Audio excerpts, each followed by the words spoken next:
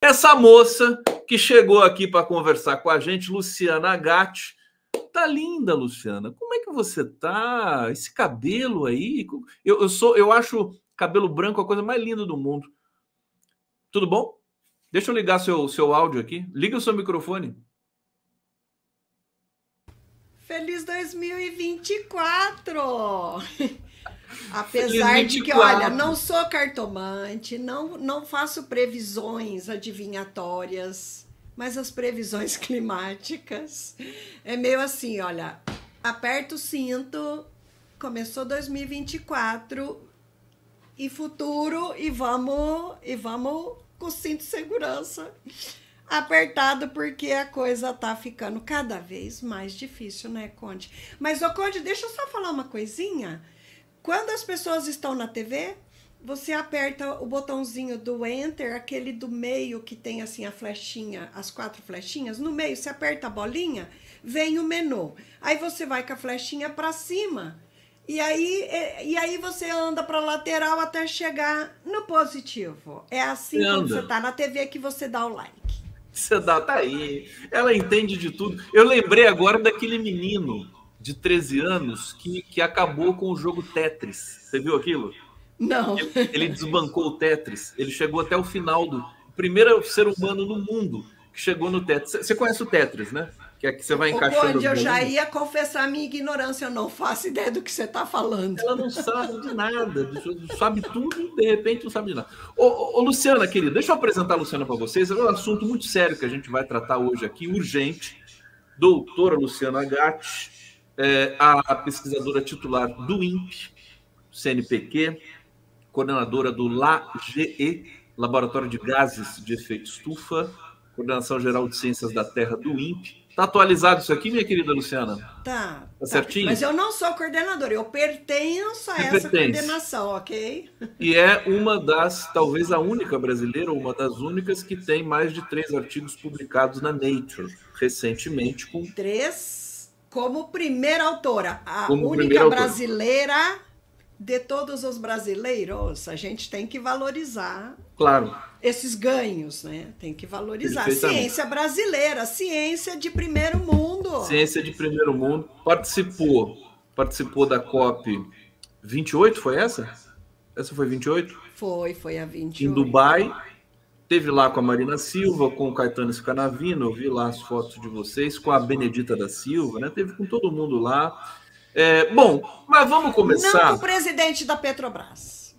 E com Estava eu conversando com a Benedita da Silva, quando chega ele, eu estava possessa, porque no dia anterior ele deu a declaração de que a Petrobras seria a última empresa a produzir petróleo no mundo. Eu fiquei tão horrorizada com o negacionismo que fiz questão de não cumprimentá-lo. A hora que ele apareceu, eu falei, Benedito, eu estou atrasada, e fui embora. Foi porque... Ô, Luciano, o pessoal está dizendo que está com eco no meu microfone, possivelmente porque tá reverberando aí no teu escritório. Se você tivesse um fone de ouvido, resolveria. Se não, eu vou fazendo aqui vou usar um termo aqui, as mutações, né? Mutando. Vou fazer as mutações aqui. Ela tem fone de ouvido e sem fio ainda. Tá entrando aí? Já... Você está me ouvindo? Deixa eu colocar aqui, pera lá.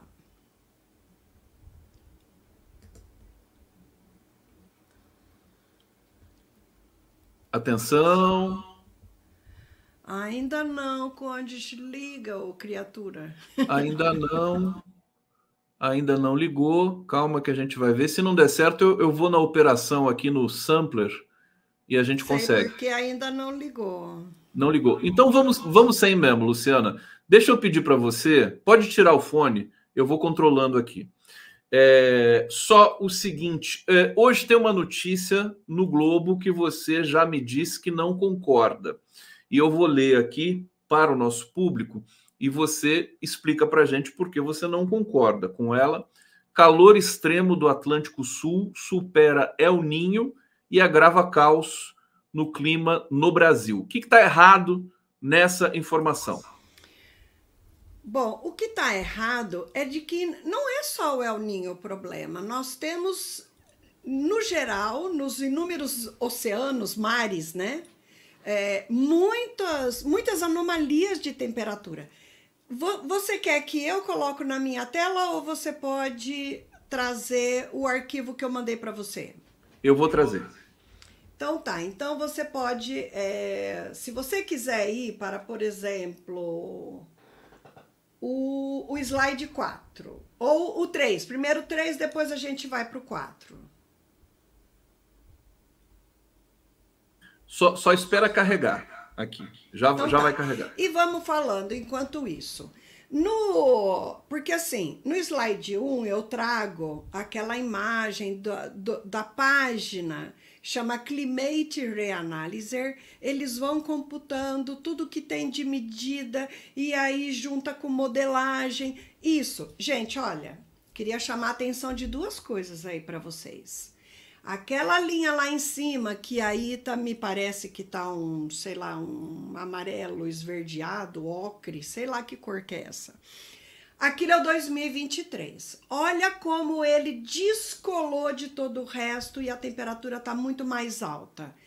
Agora, eu vou chamar a atenção o seguinte, lá no cantinho esquerdo, para mim é esquerdo, não sei se para vocês é esquerdo, tem uma linha preta começando lá em cima. Aquilo não é sujeira, aquilo é o 2024.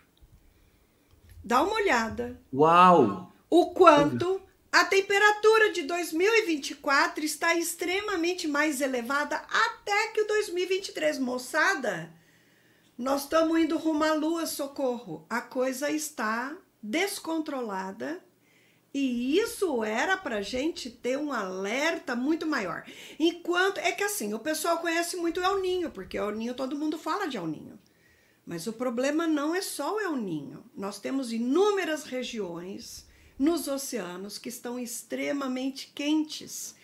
Esse quadro geral, se você for descendo os slides, dá para eu ir mostrando isso, porque assim, isso é uma média, né? Aí, olha só, tá vendo essas flechinhas? Eu peguei ali o comprimento da média, veja aqui no comecinho, aquela primeira barra, então eu botei quantos centímetros é aquilo, e aquilo corresponde a meio grau. E aí eu fui medindo o resto, e aí vocês têm na minha tabelinha o quanto, durante vários períodos de pico no ano passado, os oceanos estiveram acima da última pior medida. Não é a medida do ano passado, porque veja, sabe, a cada dia você faz a média do mundo, né? E a coisa pode uma hora estar mais baixa, mais alta do que o ano anterior, do que 2 anos anteriores. Então eu peguei sempre a mais alta de todas as medidas em anos anteriores.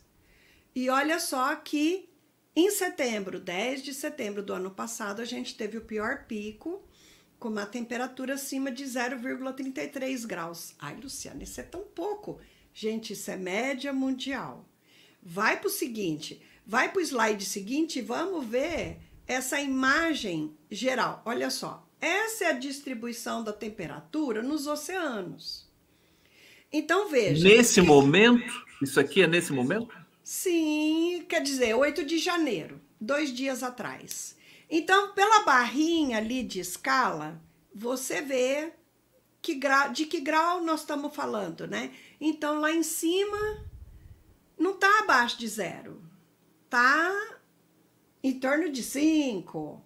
Aí a cor seguinte, 10, 15, 20. Aí a gente vê nessa grande faixa tropical, a maior parte entre 30, tem uns até que estão 30 e tanto. Nós estamos falando de oceano, né? Vai na imagem seguinte. Agora, isso é temperatura absoluta, tá? Na imagem seguinte, isso é anomalia. Anomalia é o seguinte, porque a gente olha aquela imagem e fala, tá, mas quanto que isso está normal? O ano passado já não estava assim, nos anos anteriores também? Então, em ciência, você nunca pode só comparar com o ano passado, ano retrasado. Você tem que comparar com décadas para ter certeza se realmente está mais quente. Porque, por exemplo, esse ano pode ser mais quente, ano que vem mais frio. Então, Essa técnica de você ver se está anômalo é assim: você pega uma média de 30 anos, ó, lá em cima você vê, ó, de 1971 ao ano 2000. Aí faz uma média de 30 anos e compara o que está acontecendo hoje com aquela média dos 30 anos. E vamos ver o quanto que isso está anômalo. Então você vê que hoje, exatamente, hoje não, 2 dias atrás, nós temos o El Ninho que continua lá, continua forte. O seu letreiro, Conde, ele está em cima da barrinha de quanto que está maior. Isso, olha só. Nós temos no mínimo de 4 a 5 graus acima do que a média do El Ninho. Então, isso já está quente. Aí você olha para o Oceano Atlântico. Tem o Oceano Atlântico Norte e o Sul. Você está vendo que a anomalia está no Oceano Atlântico Sul? Eu não vejo. Eu estou vendo que tem... Deixa eu só mutar você um pouquinho para eu falar e não dar eco. Eu estou vendo no Oceano Atlântico uma faixa branca na mesma faixa quente do Pacífico. Isso significa que ali está frio no Atlântico? Não, isso significa que exatamente ali está parecido com aquela média de 30 anos. Está perto do zero. Ok.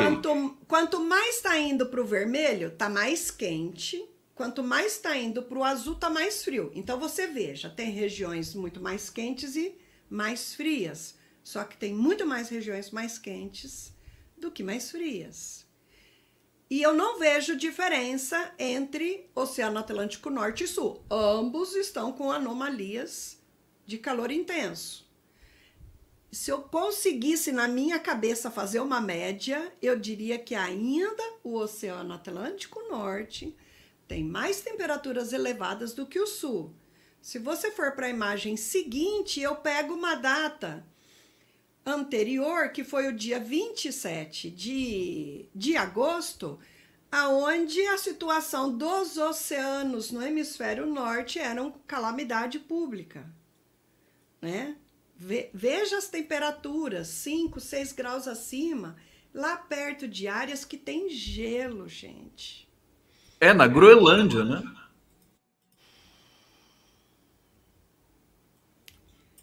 Então, assim, seguir. se nesse momento a gente começou a ter também uma anomalia no Oceano Atlântico Sul, não quer dizer que no Oceano Atlântico Norte a situação foi aliviada. Ela não está tão grave, mas veja, é cíclico, né? A gente tem os períodos de inverno, de verão.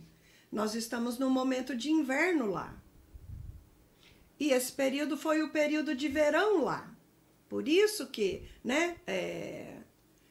Por isso que estava tão quente lá. E aqui é a temperatura geral da superfície da Terra. A gente vê a distribuição, né? Esse vermelho está em torno de 30 graus. E aí até aquele violeta, por exemplo, o violeta é menos 30, o azul é menos 20. Então, você vê, quando a gente fala, está 1,5 grau acima, 1 grau acima, começamos a falar 1,5 grau. É uma média, né? É uma média, mas existem regiões mais quentes, mais frias, só que tá subindo. Aí, se você for para outros slides, eu vou mostrando como que isso foi variando ao longo do ano.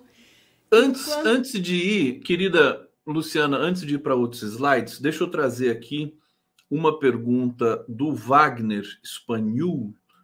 Deixa eu colocar aqui no destaque para todo mundo poder ler aqui a pergunta dele. Está dizendo: 2 perguntas que não querem calar. Chegamos ao ponto de não retorno da destruição do nosso planeta? E a segunda: quando veremos a família ir para a prisão? Essa aqui é uma outra coisa, né? Isso aqui a gente está na torcida, né? Luciana, ponto de não retorno, muito tem se falado nisso, e a gente entra em 2024 realmente com os dados que você traz, aquele pontinho ali, 2024 começando muito mais quente. Nós acabamos de ter aquela informação de que 2023 foi o ano mais quente da história das medições, desde 170 anos para cá. trazendo um pouco do que você viu das discussões da COP28 e de outros congressos que você teve na Nova Zelândia também recentemente, acho que na Noruega ou na Suécia, você tinha me dito que estava também na Europa. O que está sendo efetivamente debatido? A ficha, ela já caiu ou está caindo nas autoridades internacionais com relação à mudança do clima? Bom, primeiro que o seguinte, vamos tentar responder, né? Se o ponto de não retorno já começou.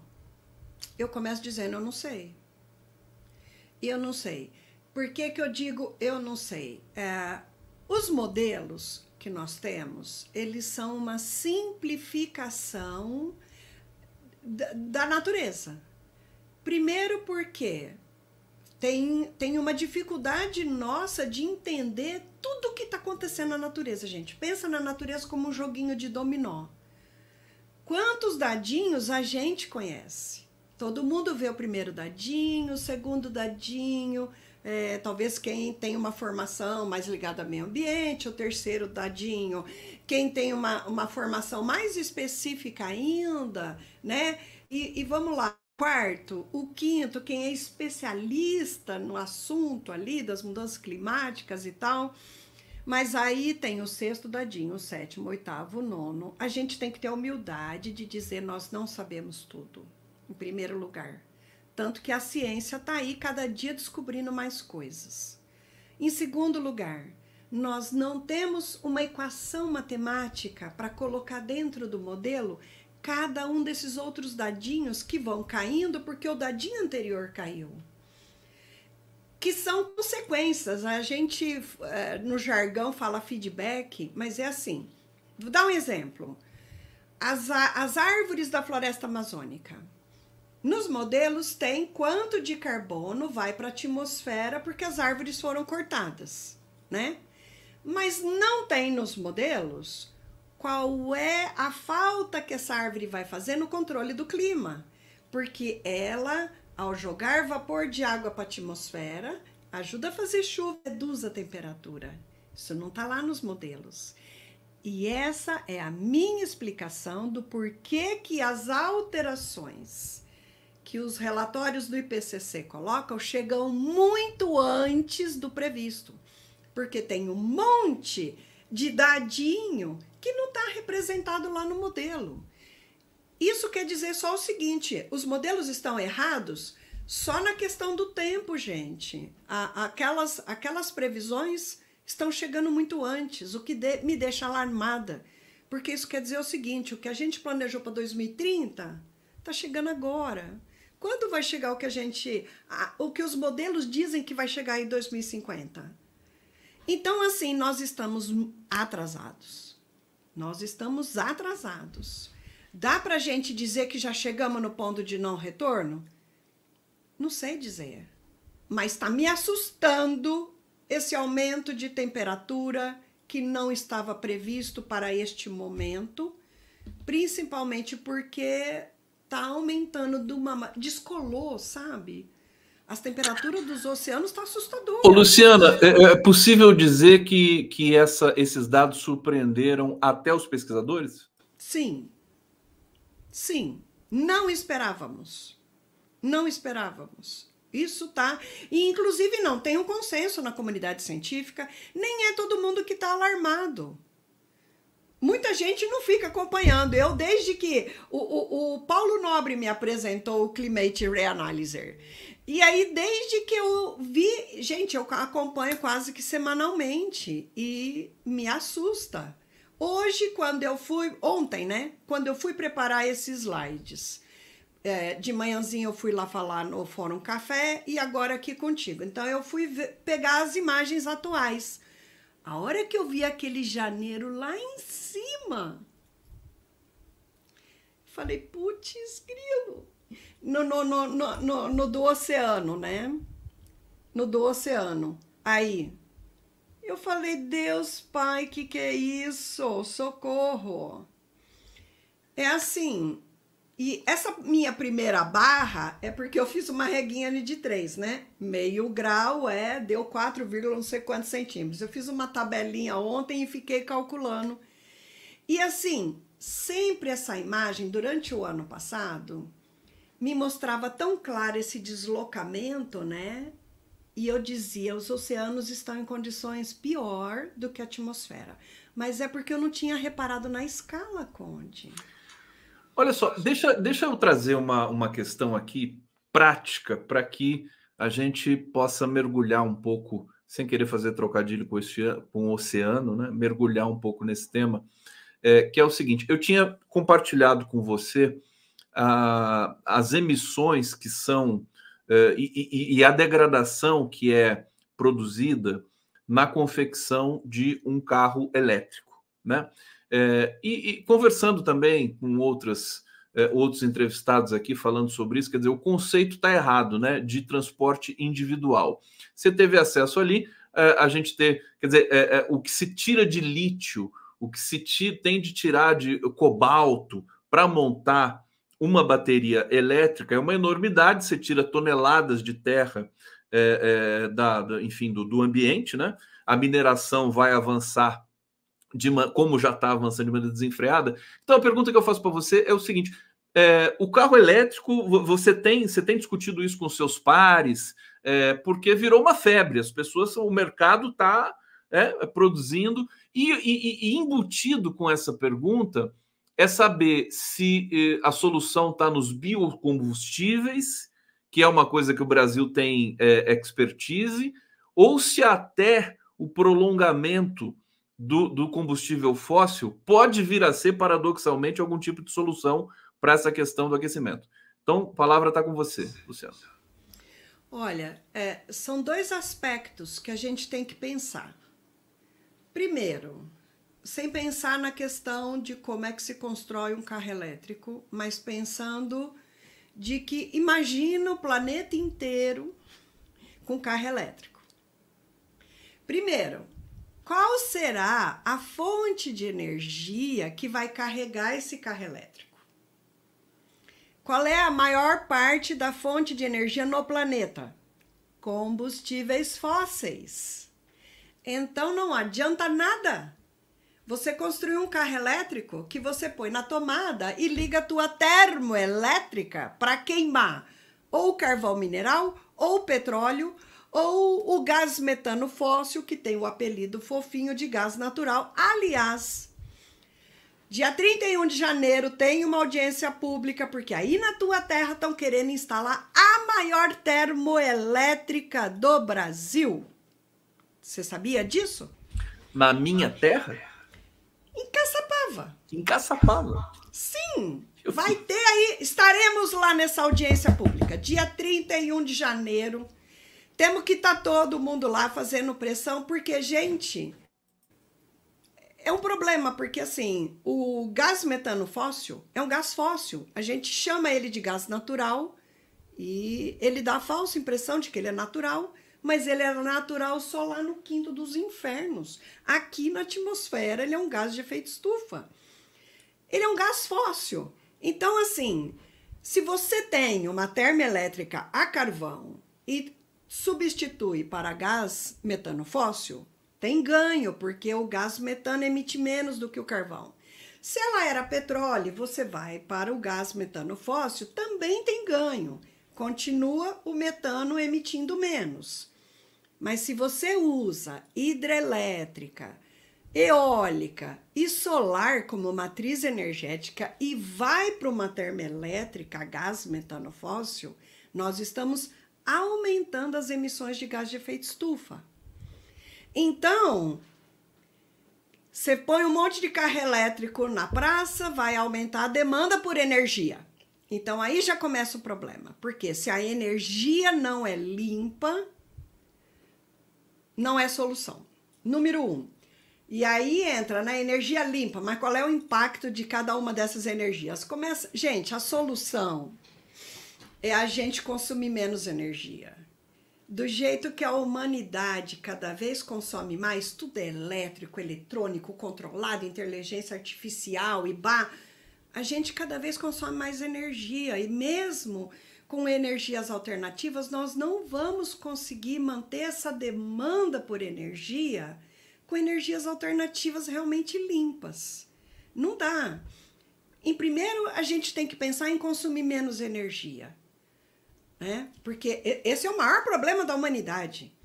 89% dos gases de efeito estufa que estão na atmosfera vêm dos combustíveis fósseis. 89%. 11% vem de mudança do uso da terra, de desmatamento. Então, veja, isso é uma média da última década. Então, assim, a solução número 1 é diminuir a demanda de energia, carro elétrico vai aumentar a demanda de energia, já começa a dar problema isso. Há um ano atrás, quando eu comecei a vir aqui, eu dizia que era meu sonho de consumo, porque eu pensava em botar placas solares na minha casa e carregar ele. Não para botar na energia que vem da rua, mas tem toda essa coisa também. Aí vem o segundo motivo, da gente pensar no tanto de mineração que é feita para produzir baterias, placas solares e etc., né? Em que, são verdadeiras, como é que chama? Os que faz o buraco lá, como é que é? Escavadeiras, aquelas máquinas que inclusive gastam, que são movidas a combustível fóssil também. Agora, eu até tá naquela lista de né, degradação que o carro elétrico produz. Vou trazer aqui comentários. O Cláudio Geraldo Chon está aqui, que é professor da USP. Querido Cláudio, um abraço para você. Próprio etanol é melhor que gás natural. O Edson Antunes, num remoto rincão do universo, um astro cintilante aqueceu e os seres inteligentes que lá viviam morreram. Está aqui, tá fazendo essa alusão aqui com a nossa situação. E o Sean, mais uma vez, está dizendo o seguinte: consumir menos energia é irreal, precisamos de fontes intensivas de energia capazes de atender nossas demandas. Mas eu acho que assim, é quase que um problema de lógica pegar a questão do carro elétrico, porque você faz o carro elétrico, mas ele vai ser ligado na tomada para consumir energia de combustível fóssil. Quer dizer, e ainda piora a situação com a mineração. Quer dizer, na questão do aumento ou de controle, vamos dizer assim, da demanda de energia, o que poderia ser colocado numa mesa de negociação factível, Luciana, na cena? Posso primeiro falar sobre esse irreal? Olha só, eu não acho, porque desde que eu me conscientizei de toda essa problemática e comecei a procurar aonde eu poderia contribuir com esse coletivo, que a minha demanda de energia diminuiu, né? Então, por exemplo, eu tenho o meu carro flex que só entra etanol nele. E eu cheguei à conclusão de que eu estou emitindo menos do que comprando um carro elétrico. Então, eu vou continuar com ele. Eu ligo o ar-condicionado assim em última instância, se eu não estou conseguindo dormir ou trabalhar. Fora isso, é o ventilador. Saio apagando todas as luzes. Agora, sabe o que eu vou... Por exemplo, o meu chuveiro é aquecedor solar, né? Então, e existem vários sistemas. Você pode botar uma tubulação preta em cima do seu telhado para produzir essa água quente. Existem sistemas baratos, dá para fazer caseiro. Então, assim, quais são os grandes consumos que a gente tem? O banho e o ar-condicionado para quem tem. Ar-condicionado vai lá para cima. Agora, vocês sabiam que se a gente desviar a cabeça e pensar como refrescar as nossas casas, a nossa construção civil é péssima no sentido das mudanças climáticas, porque a gente usa uma quantidade de cimento gigante. O tijolo, que era de cerâmica, né, de terra, foi indo para tijolo de cimento. O cimento absorve uma quantidade de calor terrível e ele ainda é a quarta fonte de emissão de combustíveis fósseis. A quarta fonte de emissão de gás de efeito estufa na atmosfera, tá? Esquece aí, as 3 primeiras são combustíveis fósseis e a fonte 4 é o cimento. e a gente usa cimento absurdamente na nossa construção civil no Brasil. As paredes têm uma quantidade de cimento enorme, porque o tijolo é de cimento, as telhas agora são de cimento, elas são mais baratas do que as cerâmicas. Lá vai o cimento. Aí as placas para cobrir o chão nas calçadas, tudo cimento, Conde. Ou seja, desculpa te interromper sem querer e já interrompendo, mas a gente precisa fazer uma transição em todo o aparato de construção civil, da própria geração. Hoje o Brasil tem uma produção de energia solar robusta já, e eólica também, inclusive domiciliares, e que é uma energia que, se o consumidor não usa, o proprietário dessa energia, ele devolve para o sistema. Quer dizer, ele não paga a conta de luz e ainda oferece energia. Não sei se ele ganha alguma coisa com a energia que sobra solar da geração da casa dele. Agora, uma pergunta que eu tenho muito singela para você. Quando a gente fala, por exemplo, em consumo de água, a gente percebe que as casas, as famílias, elas, e o ser humano, de maneira geral, tem um consumo que não é o fator mais decisivo. O que mais consome água é gado, né? É o agronegócio, são as indústrias, não é o consumidor. Me corrija se eu estiver enganado, tá? Assim, padrão, o pai de família, as famílias. Com energia é a mesma coisa? Quer dizer, a família que consome mais, ou são as indústrias e outras atividades humanas? Olha, primeiro em relação à água, o setor da agricultura, antes do Bolsonaro, isso é dado anterior, de 2018, se não me engano, consumia 60% da água no Brasil. Durante o governo Bolsonaro, esse setor cresceu muito, gente, mas cresceu muito mesmo.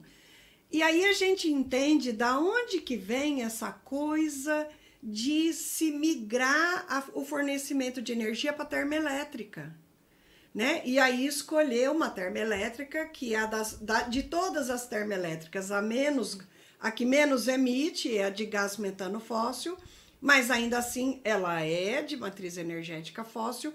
Para quê? Para liberar mais água, porque o projeto da agricultura no Brasil é se tornar o Brasil a grande fazenda do mundo. E para isso precisa-se de mais água, né? Então, assim, imagina que com os desmatamentos nós já estamos tendo menos chuva, os rios estão descendo de nível, as nascentes estão cada vez produzindo menos por conta do desmatamento. Então, o que está querendo se fazer? Está querendo tirar a importância da hidrelétrica para produzir energia e jogar para a termoelétrica gás metano fóssil. Só que assim, por que nós estamos com esse problema de menos água disponível? Por causa das emissões de combustíveis fósseis. E aí você vai, como solução, e instala termoelétricas a gás metano fóssil, que vai jogar mais gás de efeito estufa na atmosfera e precisa ser resfriada com água, que é o que está faltando. E aí, você sabe o que a termoelétrica aí de Caçapava vai fazer? Vai pegar água do subsolo, do lençol freático, para resfriar a termoelétrica. É o caos, é o caos. Então, assim... E é uma água puríssima, né? Que é uma água que deveria ser reservada para o consumo humano. Olha, gente, a gente devia ter alguns aspectos da administração pública que deveriam ficar a cargo de técnicos, né? Então, assim, eu acho que certos setores deveriam ser de Estado, não de governo. Porque aí você põe lá pessoas incompetentes que não entendem do assunto, que fazem decisões políticas que são pressionáveis pelos setores de poder, tomando decisões que não tem nada a ver com o interesse público, né? Que é o caso de termoelétricas, é o caso da Petrobras aí continuar a produzir petróleo, que é o caso da gente só estar conseguindo efetivamente reduzir o desmatamento na Amazônia, mas no resto do Brasil não. Não é porque o governo Lula não quer, né? Se tem um ministério que está funcionando ultra bem, é o Ministério do Meio Ambiente, né? Existem outros, lógico, que são maravilhosos, mas tem uns que podia ser ministro do Bolsonaro. Ministro das Minas e Energia é um, ministro da Agricultura é outro, sem medo de errar, eu digo isso, porque assim, não tem diferença entre a política que eles estão fazendo agora do que tinha antes. Então, essa área da agricultura que demanda mais água e que causa mais problema, porque vai suprimindo mata, floresta, a gente está cada vez piorando mais ainda essa situação. Então, e além de ter menos chuva, porque essa área da agricultura está aumentando, eu comecei a dizer sobre o Ministério que o problema é o seguinte: o desmatamento na Amazônia diminuiu, no Cerrado expandiu mais ainda do que o tanto que diminuiu na Amazônia.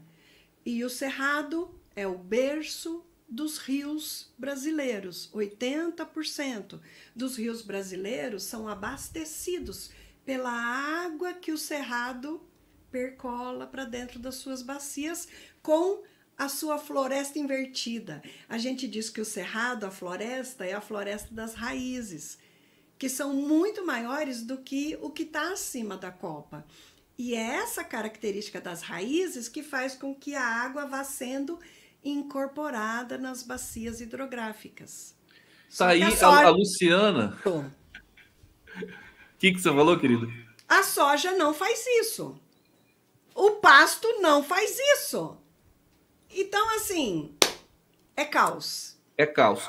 Olha só, a Luciana Gatti acabou de batizar aqui o Cerrado, né? Rebatizar o Cerrado é o bioma raiz, né? Literalmente, né, Luciana? Que o negócio do Cerrado é raiz. Eu não sabia disso. Muito interessante. Você quer falar, querida? Deixa eu abrir aqui. Vai lá. Ou floresta de ponta cabeça, que é o que muita gente diz. Floresta de ponta cabeça. Olha, eu quero... sempre fica com gostinho de quero mais aqui a conversa com a Luciana Gatti, mas a gente vai ter que encerrar aqui. Luciana, agradecer demais sua presença, participação do público aqui também com as questões que vieram para o nosso debate. Eu passo para você deixar um recado aqui, final de 1 minuto, para o nosso público e dizer que a gente vai continuar fazendo esse debate aqui o tempo todo. A Luciana é habituê aqui do nosso programa. Deixo para você, deixa um recadinho para a gente, de conscientização e, enfim, capacidade de absorver essas questões. Olha, eu quero deixar um recado de esperança. Estamos começando um ano novo, então vamos pensar o que cada um de nós pode contribuir. Em termos de representação da população, só 2026, né? Nós vamos poder mudar aquele cenário lá que está a favor da gente destruir o meio ambiente. Isso para a gente é assim, é o que a gente tem que mudar, efetivamente. Mas o que cada um de nós pode fazer? Bom, primeiro explicar que os eventos extremos acontecem quanto maior é a diferença de temperatura. As superfícies, elas estão esquentando, porque a gente desmata e a gente... né, na área rural e na cidade, a gente ainda coloca materiais que absorvem muito calor. Então, o que a gente pode fazer? E como você pode tentar fugir dos eventos extremos? Dependendo da escala, você pode, em primeiro lugar, plantar árvore, em segundo lugar, plantar árvore, em terceiro lugar, plantar árvore, em quarto lugar, plantar árvore. Bom, vamos falar. Por quê? Ao plantar árvore... Vamos supor, vamos falar da sua casa, do seu quarteirão, do seu condomínio ou do seu bairro. Se você conseguir plantar muitas árvores, a temperatura aí vai estar menor, vai estar mais fresco, vai atrair menos eventos extremos, ok?